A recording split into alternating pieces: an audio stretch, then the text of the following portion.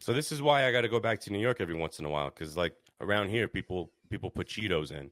Oh God, dude, I have to stop. You know what it is? I also have to stop watching my 600-pound life because I'm starting to get recipes from them. Dude, I saw this one lady. She made no shit. Dude, I was blown away. This one because she couldn't fit in the kitchen, right? She made a meatloaf with Cheez-Its.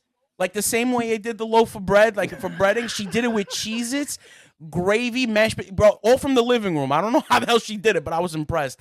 I took notes that day. Let me tell you. I don't think that's a show you want to get recipes from, my friend. What with Cheez-Its? A fucking meatloaf? Yeah, she used the cheese. It's like breading, bro. It was. Yo, I'm looking at him like that's disgusting. I have to have a slice. I was like, this has got to be something I got to try once.